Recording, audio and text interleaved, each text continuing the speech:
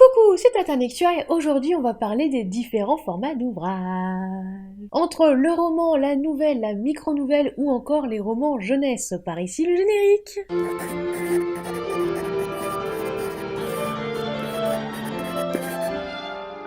Pour ne louper aucune vidéo, abonnez-vous et activez la cloche. Un format ?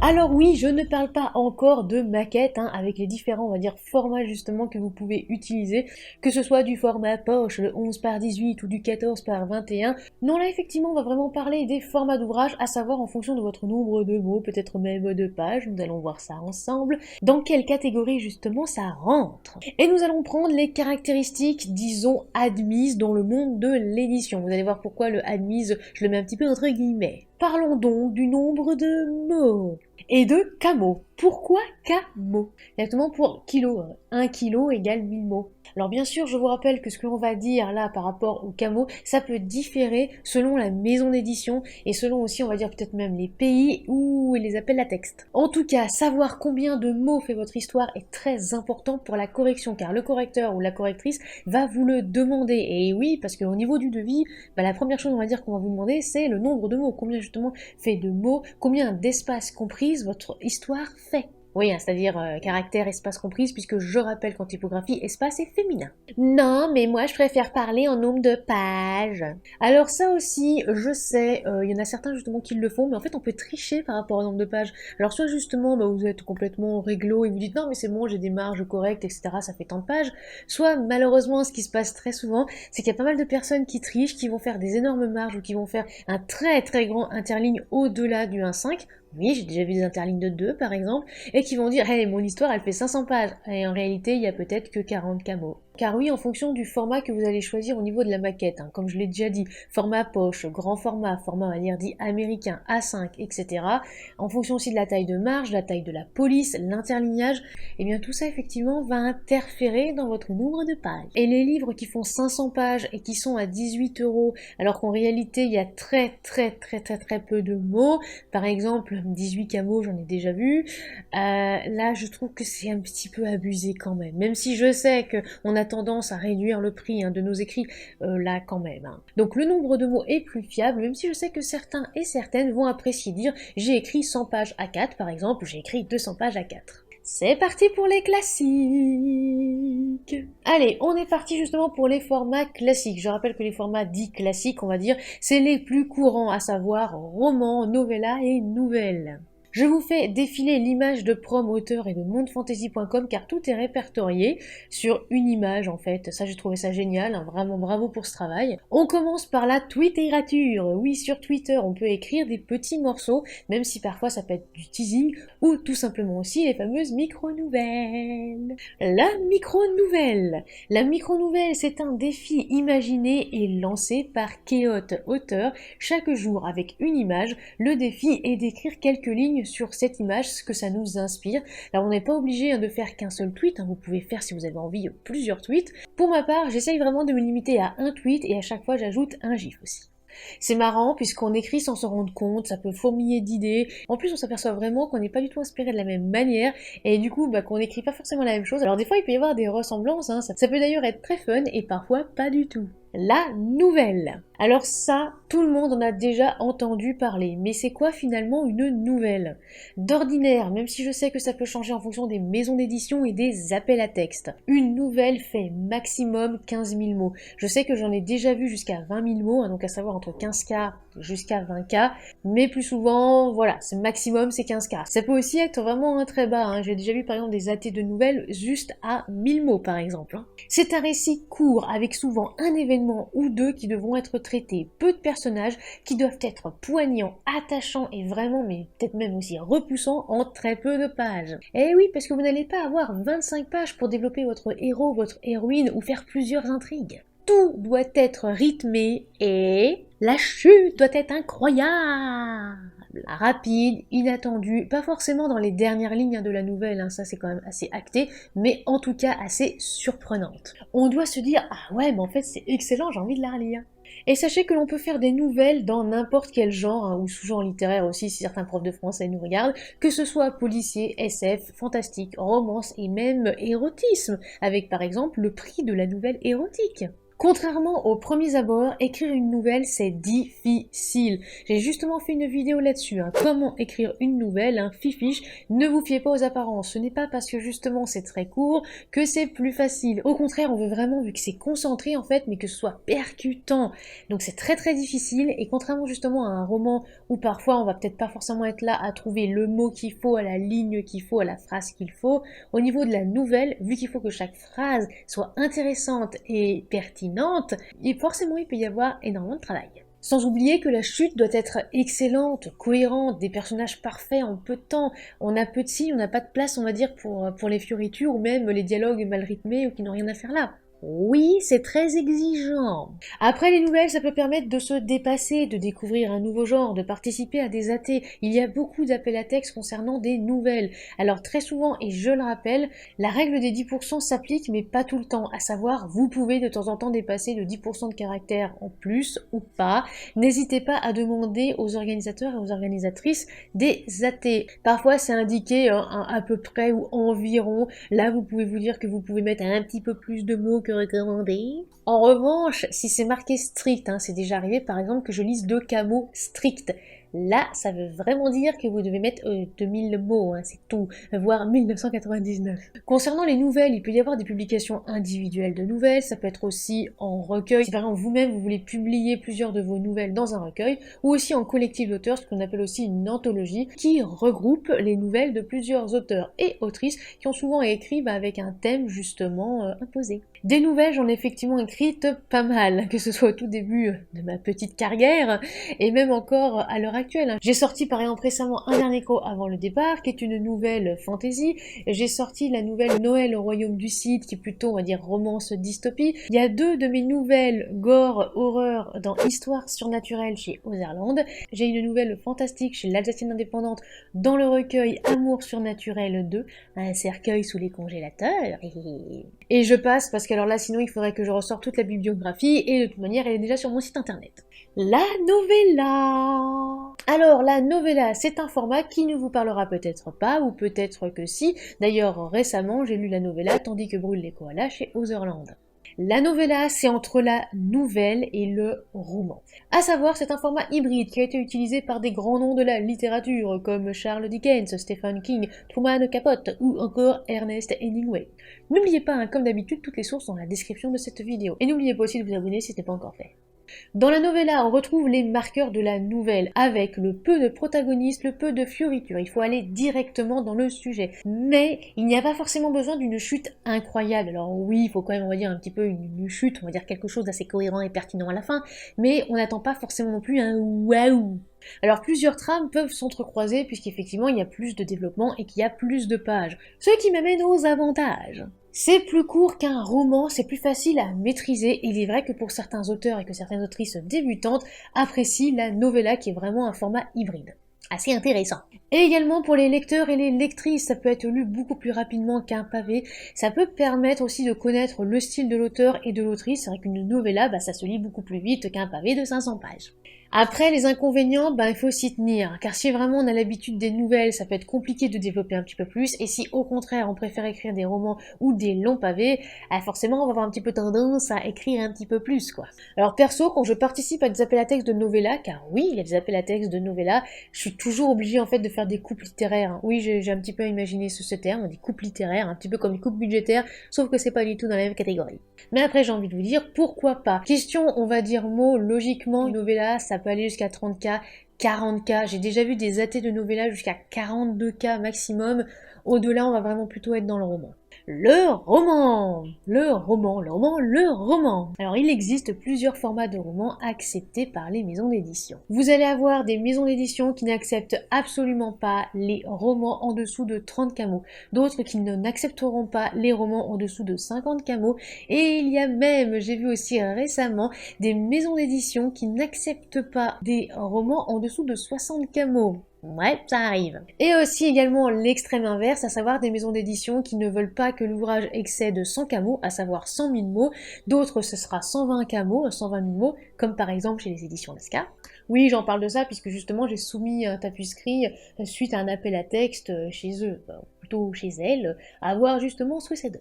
Et pour d'autres ME, ça peut être plus haut, ça peut être aussi des fois, la limite peut être à 150K par exemple. Et n'oubliez pas, là je dis justement la limite, mais pour un ouvrage, à savoir un tome par exemple. Et là en plus je parle d'un ouvrage, par exemple à one shot, oui je dis one shot, c'est comme ça. Et si par exemple votre histoire est très longue mais très intéressante, la maison d'édition, très souvent c'est marqué dans les conditions justement de soumission, si votre ouvrage est plus long, il peut être accepté, mais il sera par exemple coupé en 2 tomes ou en plusieurs tomes. Ah, et n'oubliez pas, on parle de mots effectivement en caractères sur Word. Alors je vous rappelle que sur Word, le nombre de mots est affiché directement en bas. Vous pouvez aussi faire apparaître le nombre de caractères. Vous ne savez pas, faut cliquer droit là, en bas, vous cochez caractère avec espace. La plupart du temps, normalement, je crois que c'est espace compris, c'est indiqué. De toute façon, il y a une petite fenêtre qui s'ouvre. Je crois que c'est pareil avec LibreOffice. Et aussi d'ailleurs avec Google Doc, de toute manière, c'est tout le temps indiqué. Et je sais qu'en fonction du logiciel, il peut y avoir des petites différences.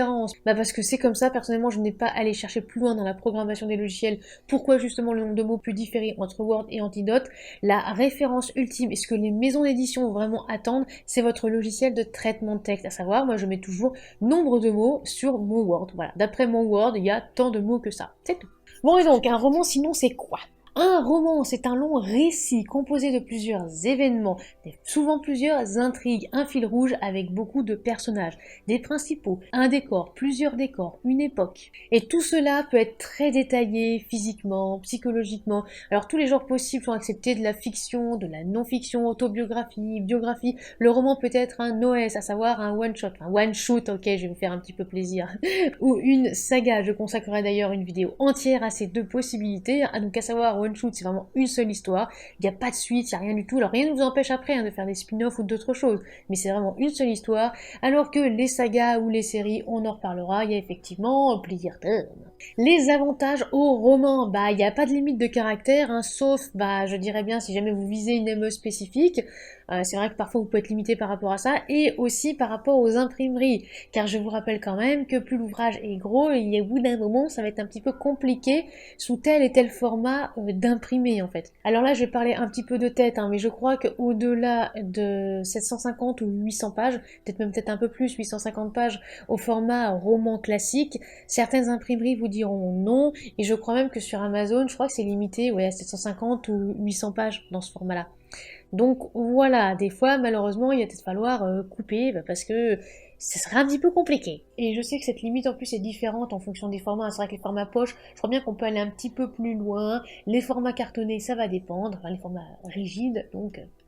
Bref, je répète aussi par rapport au nombre de mots et au nombre de caractères, vous pouvez déborder effectivement un petit peu, comme je l'ai dit, si par exemple la limite est de 80 000 mots dans une maison d'édition, c'est pas parce que vous envoyez 82 000 mots que vous serez automatiquement refusé. Quoique... Je connais effectivement des éditeurs et des éditrices, la première chose qu'ils regardent en fait après le mail et la présentation, c'est le nombre de caractères et le nombre de mots. C'est vrai que si c'est pas forcément respecté, ça peut ne pas être lu. Alors si je peux vous donner un conseil, puisque je sais qu'il y en a qui commencent comme ça, et je trouve que c'est pas forcément une bonne idée, il y en a effectivement, ils veulent viser certaines maisons d'édition, et donc avant même d'écrire, ou avant même par exemple de réécrire, ou vraiment mais de bosser à fond leur ouvrage, ils regardent on va dire ce que les maisons d'édition veulent, par exemple pas au-delà de 80 mots, et ils se basent là-dessus pour continuer à écrire. Nope, écrivez vraiment ce que vous voulez, vraiment, mais laissez-vous, on va dire, aller, lâchez-vous, et seulement après, au moment de la réécriture, si vraiment vous avez l'impression que vous avez trop développé, ça sert à rien, ok, vous pouvez retirer. Si au contraire vous vous rendez compte que c'est pas assez développé, eh bien il faudra développer. Et à ce moment-là, vous arrivez à plus de 80 mots alors que la ME que vous visiez, c'était que ça. À vous de voir. Est-ce que vous avez envie de faire encore des coupes littéraires ou est-ce qu'au contraire, cet ouvrage-là, il vous plaît ainsi? À ce moment-là, essayez de viser une autre maison d'édition. Comme je dis toujours, écrivez et seulement après vos réécritures, cherchez justement des maisons d'édition et listez-les. Et cela peut être pareil pour les plateformes d'auto-édition ou même de publication si par exemple vous avez envie et vous hésitez entre Wattpad, Plume d'Argent, Scribd et tout le reste. Donc, forcément, j'ai tendance à ne pas fixer de limite. Évidemment, sauf si vous participez à un appel à texte, avec les conditions bien définies, j'en ai déjà parlé. J'ai aussi fait une vidéo sur les appels à texte, Fifi, si ça peut vous aider. Mais en tout cas, ne partez pas bille en tête en disant « je dois faire 200 pages à 4, comme ça fera un bon roman ». Nope, pourquoi ? D'une, parce que ça peut vous limiter, ça peut vous forcer à blablater, ça peut aussi vous décourager. Si par exemple vous avez un très bon roman avec 120 pages à 4 et que vous vous forcez en fait à continuer, au bout d'un moment vous pouvez vous décourager, vous démotiver. Donc vraiment faites comme vous voulez. Alors oui, puis on reparlera des chapitres, de leur longueur à un moment, parce que ça aussi c'est un petit peu agaçant. Le fait, comme vous voulez, un chapitre doit se terminer quand il doit se terminer, un chapitre doit commencer quand il doit se commencer, etc.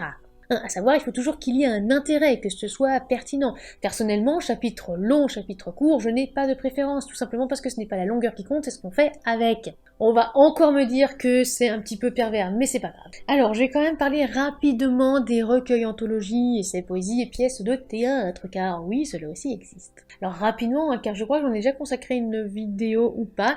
Un recueil, je rappelle que c'est un ouvrage qui rassemble des nouvelles d'un seul auteur, le même avec un fil rouge. Par exemple, les recueils de Lancelot Canissier, de Kay Hoth, et aussi également d'Adeline Rogeau, un Driller Killer. Une anthologie, c'est un ouvrage qui rassemble les nouvelles de plusieurs auteurs et autrices avec un thème imposé ou d'autres conditions, c'est souvent lié à un appel à texte. Un essai en littérature, c'est une œuvre de réflexion portant sur des sujets divers et exposés de manière personnelle, voire subjective par l'auteur. Contrairement à l'étude, l'essai peut être polémique ou partisan. C'est un texte littéraire qui se prête bien à la réflexion philosophique, mais aussi à d'autres domaines, essais historiques, scientifiques, politiques, etc. L'auteur d'un essai est par ailleurs appelé essayiste, alors qu'on a l'habitude effectivement de dire que ceux et celles qui écrivent des romans sont des romanciers ou romancières. Alors la poésie, qui est un genre littéraire, même si je sais qu'on a un petit peu l'habitude par abus de langage de dire que les genres, c'est SFFF, etc. Bon alors que oui, la poésie de base, c'est un genre littéraire. On peut éditer des recueils de poèmes. Oui, ça se fait, il y a même des maisons d'édition qui en font. Il suffit un petit peu de chercher dans l'annuaire. Il y a même des anthologies de poèmes qui existent, tout est possible. Pour les pièces de théâtre, c'est aussi un genre à part, un petit peu on va dire comme les scénarios, même si j'en dis pas plus parce qu'on en parlera surtout des scénarios, puisque j'en ai écrit un récemment, et qu'une très chère, on va dire, professionnelle du secteur est en train de lire, de décortiquer, et surtout de m'aider à écrire vraiment un scénario, puisque c'était pas ça du tout à la base. Ne vous inquiétez pas, ça on en reparlera. Sachez que ça existe, et que oui, il existe aussi des éditeurs et des éditrices pour ça. Et si vous avez envie de publier un ouvrage, par exemple, au niveau des photos, des ouvrages, on va dire peut-être plutôt à portée historique ou autre, vous pouvez très bien vous rapprocher uniquement d'imprimeurs. Il y en a beaucoup qui à chaque fois me posent la question s'ils n'ont pas envie de passer par Amazon ou par justement, on va dire, des grands groupes comme ceux-ci, mais rapprochez-vous d'imprimeurs. Il y a plein d'imprimeurs français, il y en a qui sont même en ligne, comme par exemple Colibri, mais il y en a d'autres aussi. Le cas de la jeunesse. Ah oui, le cas de la jeunesse, il faut qu'on en parle, puisque vous vous doutez quand même bien qu'un enfant de 3 ans ne va pas lire une histoire de 200 pages sans images, quand un enfant de 12 ans pourra certainement lire 250 pages au format poche sans problème. Ou une BD aussi, parce que je rappelle que c'est de la littérature comme les mangas. Voilà. Alors il y a énormément de conseils sur le blog faisansunlivre.com, donc évidemment un lien dans les sources comme toujours. Attention, je cite, la taille accordée au texte dans un livre, c'est ce qu'on appelle le calibrage. En littérature jeunesse, le calibrage sera déterminé par l'âge des lecteurs et des lectrices. Il n'existe pas de calibrage type, mais voilà une indication du nombre de caractères attendus pour chaque tranche d'âge. Alors, voici justement ce qui est dit. De 0 à 5 ans, le calibrage est très compliqué à établir pour cette tranche d'âge car les formats sont nombreux. Livres de bain, albums cartonnés, imagiers, fables, etc. Alors cela peut aller de 0 à 5000 signes. Dites-vous bien que pour avoir parlé avec des personnes qui écrivent du jeunesse, souvent l'histoire, vraiment l'histoire en elle-même toute seule, peut tenir sur une page ou 2 pages à 4. Après, justement, il faudra rajouter les illustrations. De 6 à 7 ans. Là, c'est plutôt de 1000 à 5000 signes, parfois plus. Ici, les illustrations tiendront une plus grande place, tout simplement parce qu'à cet âge-là, on commence à lire, à écrire, on veut suivre ce que les parents et l'entourage nous lisent pour nous endormir. Alors, de 7 à 8 ans, ça va être de 1000 à 15 000 signes, avec moins de place laissée aux illustrations. Ça, des fois, je trouve ça d'ailleurs un petit peu dommage, parce que moi, j'adore les illustrations. D'ailleurs, à chaque fois, j'arrête pas justement de dire aux personnes les cartes, et puis aussi des dessins, c'est génial. Mais voilà, très souvent, c'est vrai que les éditeurs et les éditrices préfèrent plus de texte et moins d'illustrations. autour de 9-10 ans. Certains éditeurs et certaines éditrices indiquent rechercher des textes allant de 30 000 à 60 000 signes, mais cela n'est pas impératif. Par exemple, justement, la blogueuse, je pense qu'on peut appeler ça une autrice blogueuse, l'un de ses romans était destiné à cette tranche d'âge et il comportait 130 000 signes et quasiment aucune illustration. Donc c'est possible aussi.